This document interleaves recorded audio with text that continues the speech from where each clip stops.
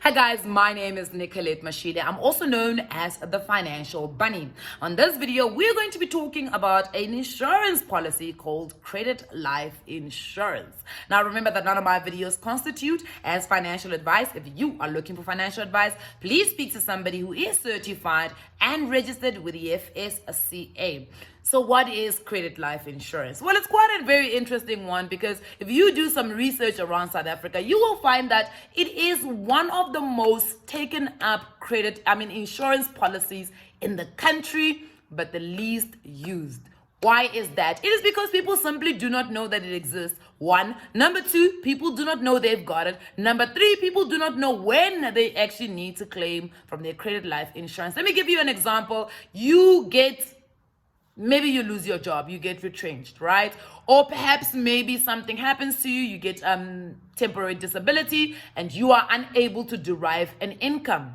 And all of a sudden your car's payments go into arrears and you are unable to meet the credit agreement commitments of your vehicle asset finance loan. So what happens is the bank sends you a letter to say, listen, you are in default and we are going to start repossession process to come and fetch the asset that we have given you money to be able to buy. Then what happens is that the car gets repossessed. I can't tell you how many cars in South Africa get repossessed from people who actually have credit life insurance. It's actually quite scary because if you have credit life insurance, you should be able to claim from it and it should be able to assist you in honoring your credit agreement terms while you are unable to derive that income. But many people don't know about it. And that's exactly what credit life insurance is. It is an insurance for your debt obligation, especially when you are a salaried individual that derives an income. That is simply what it is.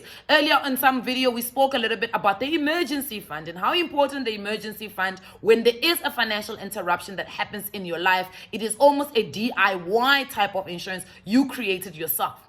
When it comes to credit life insurance, it is already there, it is already created. And in actual fact, the National Credit Act, upon what the National Credit Regulators say that every single financial institution or credit lender needs to actually extend a credit life insurance policy to all of its customers or all of its clients. And this happened in 2017 in August.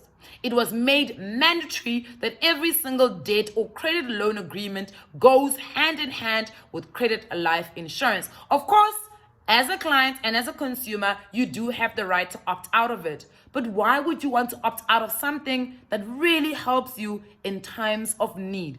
Remember that when you default on any type of credit payment, you are essentially breaching a contract. And that contract is your credit agreement. Though that has dire consequences on your finances, not only on a day-to-day, but also on your credit rating, which ultimately becomes the gateway for you to access credit in the near future. So it is very important that you do protect your credit rating with everything that you've got. And one of those tools that we have been given is the credit life insurance. So if you are a salaried individual, make sure that today you go and check up on all your dates and see if you do have credit life insurance.